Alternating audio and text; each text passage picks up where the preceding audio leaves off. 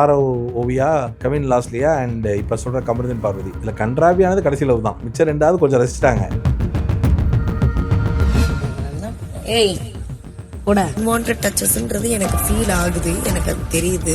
அன்வான்டா ஒரு ஆண் வந்து தன்னை தொடுறான் அப்படின்றது பார்வதி வந்து கம்ப்ளைண்ட் பண்றாங்கன்னா அவங்க கூட எப்படி மறுபடியும் இவ்வளவு க்ளோஸா பழக முடியும்? அதுக்கு ஒரு க்ளோஷர் இல்லாம அந்த அன்வான்டட் டச்சை பார்வதி கமருதீன் கிட்ட பண்ணாங்களா, கமருதீன் பார்வதி கிட்ட பண்ணாரு? ஆர்த்தோடாக்ஸ் மதுரை எங்க வீட்டுல வந்து பயங்கர ஸ்ட்ரிக்ட் அப்படின்னு சொல்ற மாதிரி அவங்க வந்து ஜெண்டர் பேஸ் பார்த்தெல்லாம் பழகல. ஈவன் சிறைக்குள்ள பார்வதி காலை தூக்கி கமருதீன் மேல போட்ட வீடியோ எல்லாமே ரிலீஸ் ஆயிட்டு இருக்கு. இதுல ஆர்த்தோடாக்ஸ் எங்க இருந்து வந்தது? எப்படி ஆர்த்தோடாக்ஸ் அயோடெக்ஸ்ன்னு சொன்ன அதே வாயி அன்வான்டட் டச் பேட் டச்னு சொன்ன பாரு சபரியை வந்து காலை வச்சு டிக்கில அடிக்கிறாங்க. ஸோ நீங்க அப்ப எது நல்லா டச்சு? இதுவே அன்வான்டட் டச் தான்.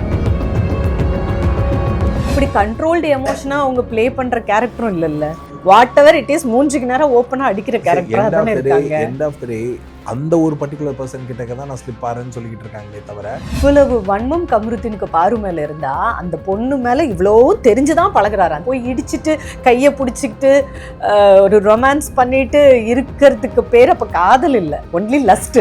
ஒரு லெவலுக்கு மேல அந்த பொண்ணுக்கு லஸ்டோட பெர்ஸ்பெக்டிவ்